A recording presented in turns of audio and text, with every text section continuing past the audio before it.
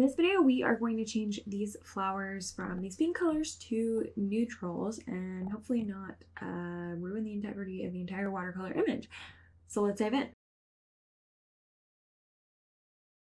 Hi, I'm Laney. I'm a wedding invitation designer. I love to teach people how to design invitations, and something that's hard to work with is watercolor. So my client requested that I wanted more neutral colors instead of the pinks for these. So let's see what we can do about that. I am here in Adobe Photoshop. I'm going to link a discount code for the Adobe Creative Cloud below, and I have several other programs on why we like to use Adobe Photoshop for invitations, and why you might want to use some other programs as well. I typically design in Illustrator, but I'm going to edit all of my watercolor and elements in Photoshop because they are raster elements, and I have a whole video explaining that. But in general, raster elements like watercolor and photo need to be edited in Photoshop. The first thing we'll do is just select our image, and this has already got a transparent background. It's already laid out in the way that I want it on my menu, and all we need to do is edit the colors. So we're going to use an adjustment layer to do that, and my favorite part about adjustment layers, first of all, there's so many options, is that you're not going to actually change the pixels of the layer underneath it. So if you ever want to return to this pink one, if you accidentally save this one and don't save the pink one individually, then you'll be able to return to it. So I'm going to add a hue and saturation layer, and if there were a lot of layers, we might want to make a clipping mask so that this hue and saturation effect only works on this particular layer. There's only one layer in this document, so it doesn't really matter. And then I'll go ahead and do a save as, just so that I can make sure not to overwrite the pink one that I use on a bunch of my other designs. So this hue and saturation layer we can edit in a lot of different ways. We have master selected, so you can change like the hue and saturation of everything, make lots of different crazy colors. This one's weirdly a really nice color scheme, but kind of wonky for flowers. And that's kind of what's tough with watercolor editing. There's not clear delineations of color, so everything affects everything else around it. So if I use my paint bucket tool and I have blue selected and say we wanted to change these flowers to blue, as you can see, it's kind of giving a really blocky image. It's giving those pixels. It's not easy to change those to blue without affecting everything around it, because all of these flowers are made up of a bunch of slightly different shades of pink. So it's going to be really difficult as opposed to having just like a square or circle or something that you want to change to a different color. So that's why we're going to use the adjustment layer, and you can kind of think of it as like a filter that goes over the actual artwork and changes some colors.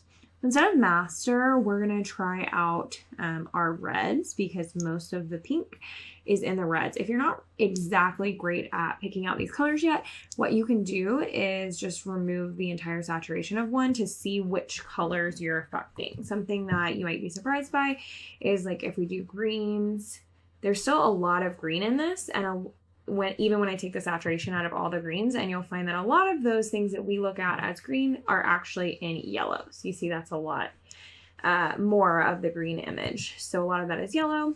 So just kind of use that, like remove the saturation just to see exactly what colors you're going to be editing. The reds did a pretty good job of selecting all the pinks here.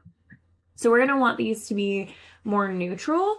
I'm not going to just try and get everything to be white, because we want them to still have a bunch of different shades and tones, and we want them to print still as like a watercolor flower. We don't want to lose the differentiation between the different flowers and things like that. So we'll just start playing with it, and mostly I'm going to be increasing the lightness and somewhat decreasing the saturation. And I do want them, neutrals are often going to pull, like these are pulling still really pink, kind of purpley. We want neutrals to pull like a little bit yellow, if anything. So I'm going to likely move this closer over to that yellow slider and play with it. And find a place that feels a little neutral. So this is very green, somewhere in this like yellow, gold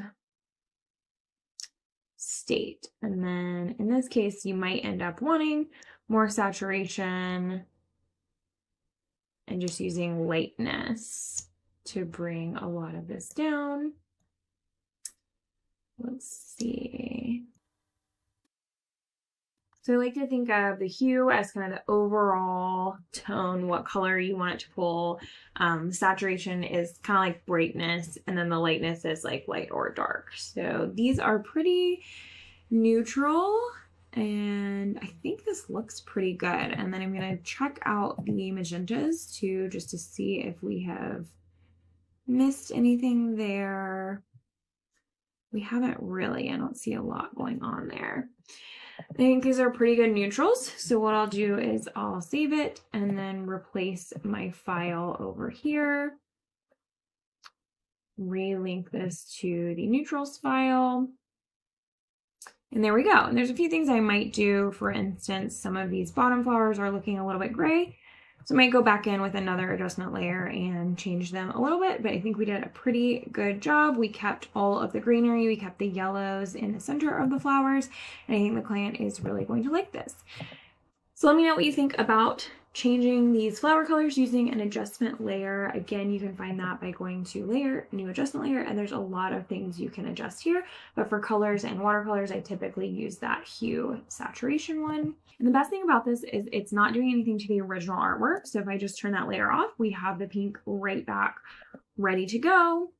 And we could add an additional layer over top of this if we want to keep this option, just in case we like this option the best. We could add another one on top of it. You can kind of keep layering, and you're not actually definitively changing any of the original artwork, which is really, really helpful and one of my favorite things about Photoshop.